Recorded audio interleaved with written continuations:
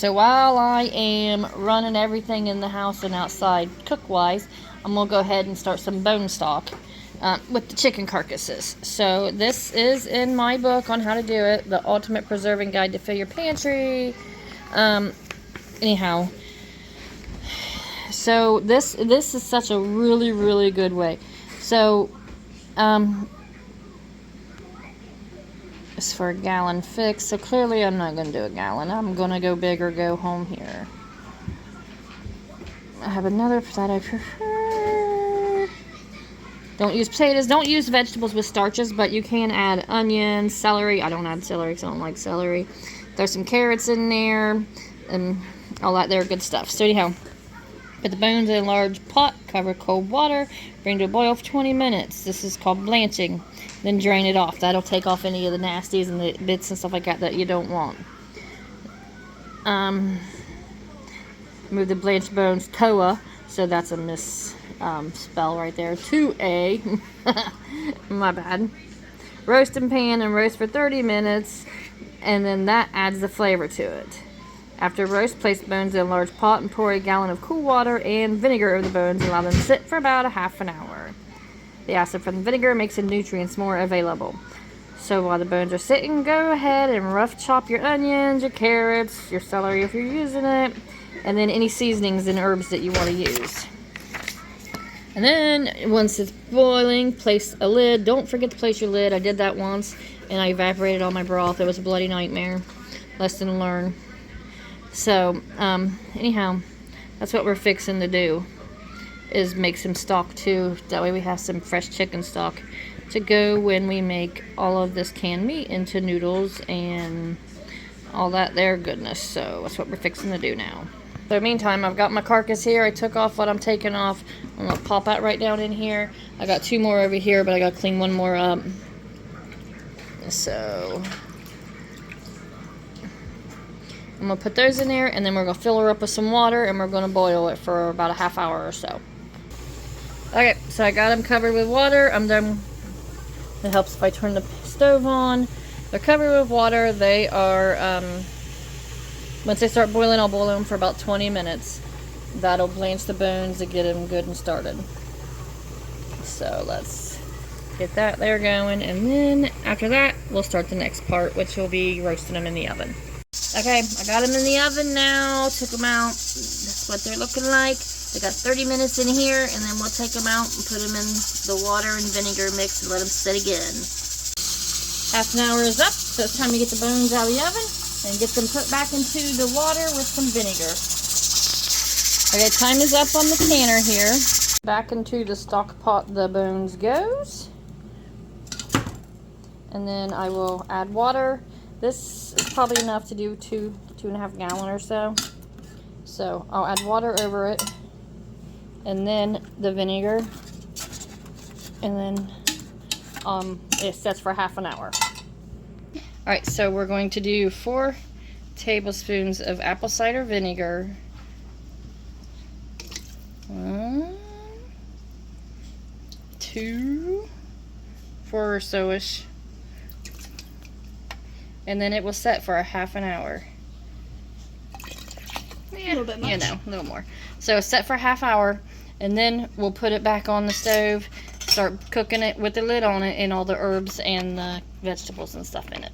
Okay, for the stock, I've got some roughly chopped onions, some carrots, and a couple garlic cloves that I mashed with the hammer there to add in, and then I'll do the herbs, and it is set on cook. See if I can't do this one-handed. Yeah, not too bad.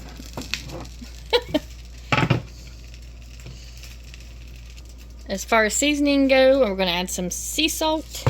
I'm not measuring it, I'm just eyeballing it, you know, like grandmas used to do. So, plus it's stock. Stock is salty. Maybe some peppercorns. Whoop. Yeah, I don't know, looks good. And then some parsley. And I do not have any fresh parsley, so I am using this dried herb here. That's good too. And now the key to it is I get to stir it like once in the beginning. And then you don't stir it again. If you stir your stock, you can make it cloudy. And then it just doesn't look as pretty. Still tastes fine, but it just don't look as palatable as what you were hoping for.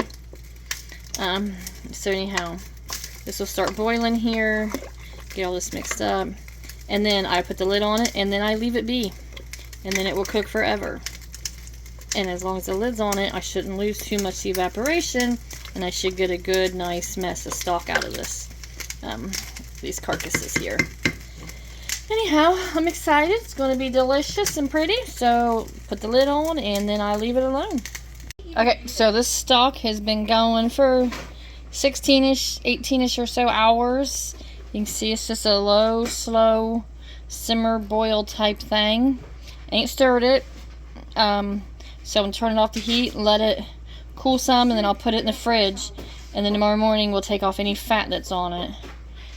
And then we'll get it all strained up. But that's what it's looking like so far. That's about 16 hours of cook time.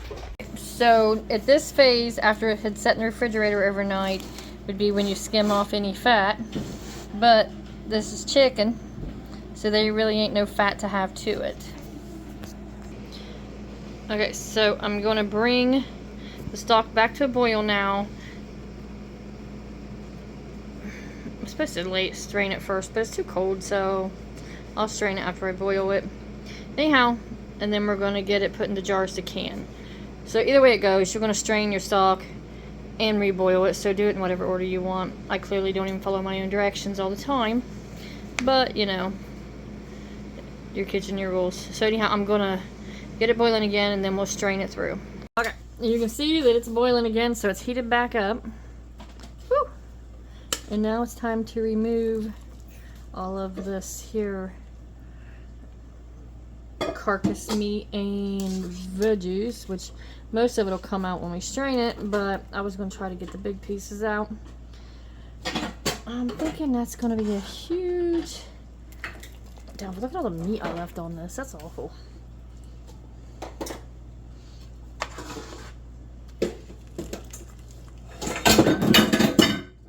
We're going to do this, then we're going to strain it.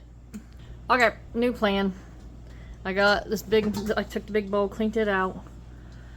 Got my strainer, and then got my cheesecloth. It's not cheesecloth, that's a flour sack, but whatever. Got my material down here. It's going to catch all of the ingredients there and just let the broth strain through. So let's try to dump this without third-degree burning myself. Whew.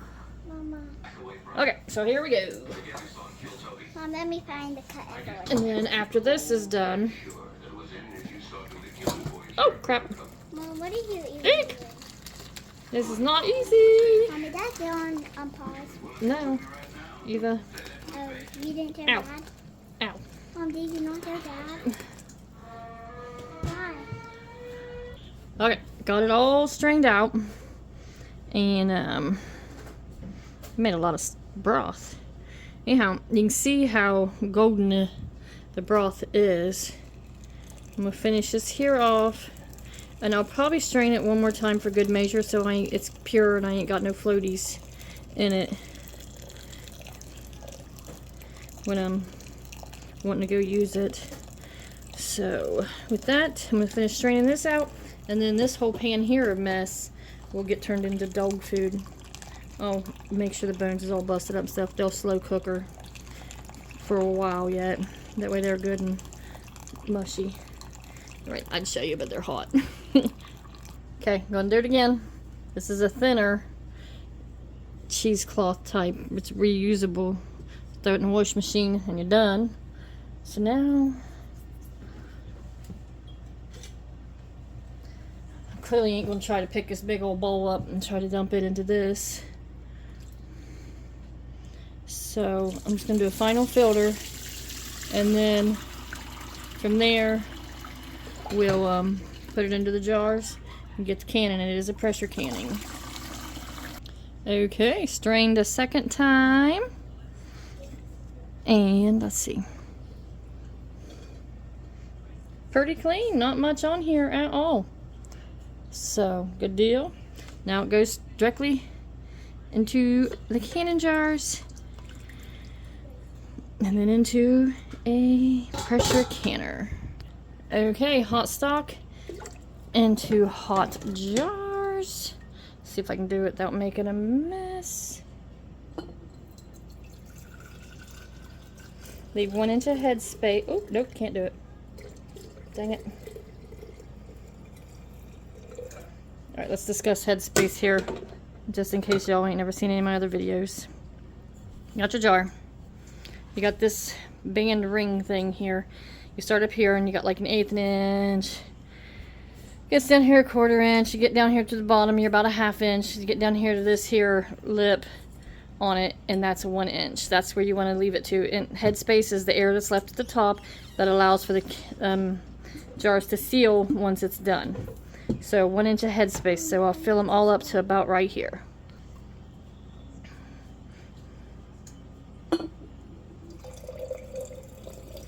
Oh crap, this is really difficult. I'm struggling.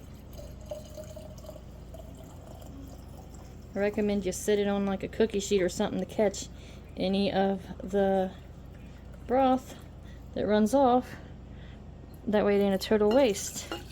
Anyhow, that's your 1 inch of headspace there. So I'm gonna get these all filled up. Okay, I got 5 quarts and an 8-ounce jar. So anyhow with that, next you take and you wipe your rims really, really well. If you do not wipe them, there could be something on here that prevents it from sealing. So just wipe them good. Even if it is liquid, you never know. Could be something on it. So wipe them up really, really well. And then here, make sure they're all clean. Ah, burnt me. And then you take your flats, your lids, whatever you want to call them. These are regular mouth jars. They get regular mouth flats. Rubber seal here is what adheres to the jar, makes them seal. So just place them on. And then next thing you do is you get your, it looked different, like it had a defect, but I think it's lighting. Anyhow, you get your bands. Okay, your band goes on the jar. Finger tight just right, they say. I tend to go a little overboard with that. Try not to burn myself. Anyhow, I'll put bands on all of them, and then they'll go into the pressure canner. Okay, here's the jar lifter.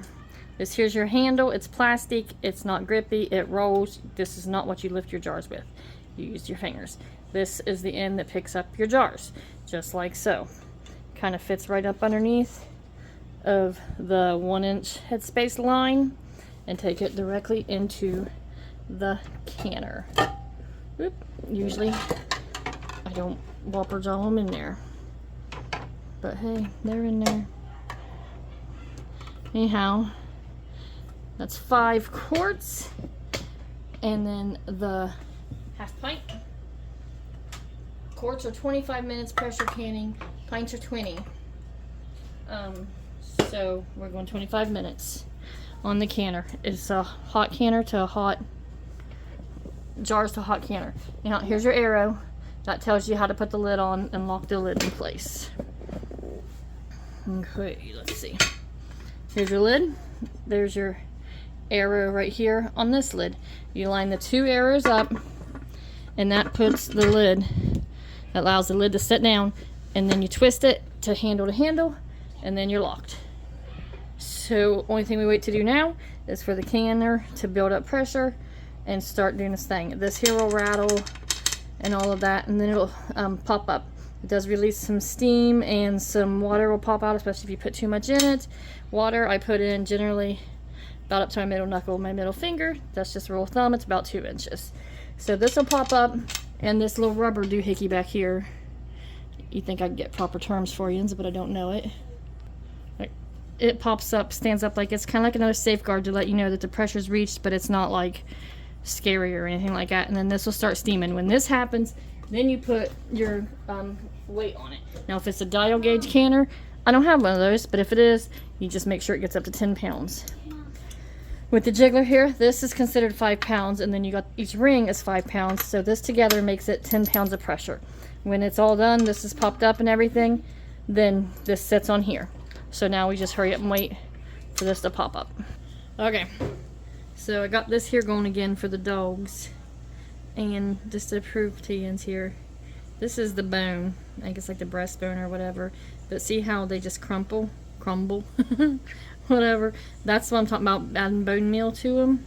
So I mean, yeah, it's chicken bone, but you know what, it's cooked to death here so much that it's crumbly. And I did remove the onions out because somewhere along the line I heard that you're not supposed to eat, the dogs ain't supposed to eat the onions. I'm removing onions as I find them anyhow. I thought I got most of them, but yeah. So anyhow, these are the bones here as that's going.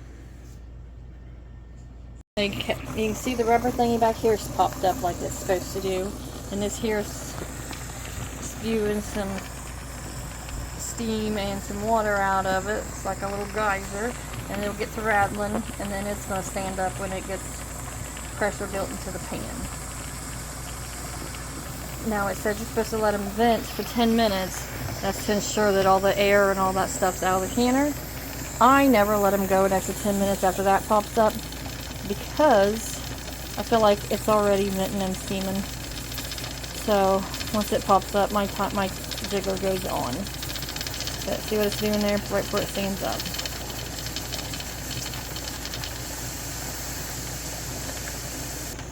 And it's up. Just like that. So now is when you put your weighted jiggler on, or you start checking your dial gauge. But see how it's steaming real good now? I don't think you can see it in there. Maybe. Yeah, a little bit like that. Okay, this just sits right on top there, like so.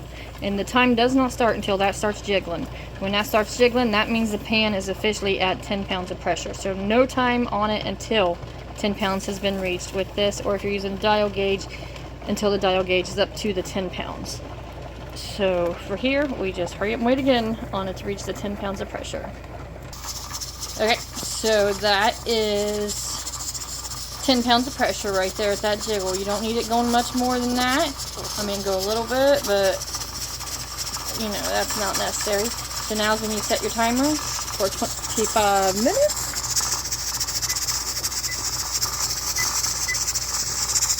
There you go, 25 minutes. When that time is up, we'll remove it from the heat.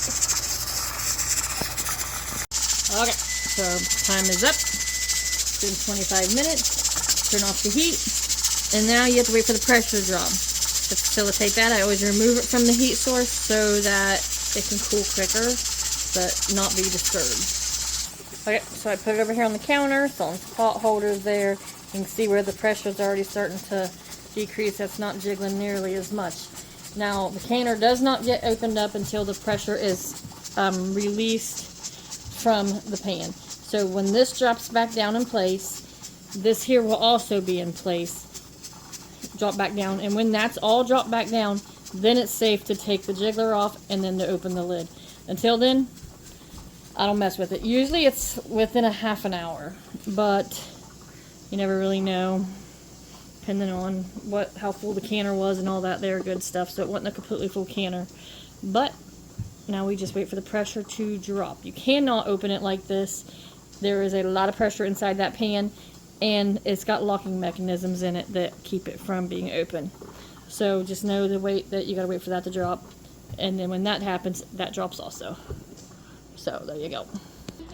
Okay, so it literally just now dropped. That took forever. So that indicates that the pressure is out because it's down now. And then this here is down now too. So I just touched it with that because it's hot. So you can take this here off, set it off to the side, open it. Open it same way you put it on, arrow to arrow, which is on this side so y'all can't see it. But when they line up, you know that it's able to be unlifted, or lifted.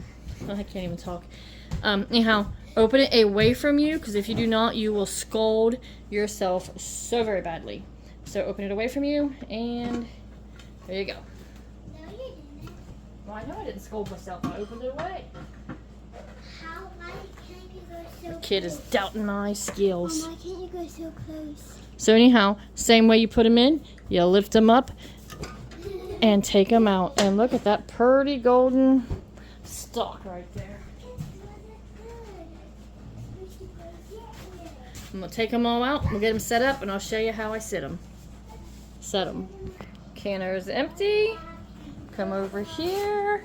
And this is the stalk. You can see there's space between all of the jars here. That is so even airflow can get them and they can cool down, which is when they will seal as they're starting to go. Looks like this one here has already sealed. Probably did that in the canner. But anyhow, that's it to it right there. Pressure canned, fresh chicken stock. Can't go wrong with it. It is delicious.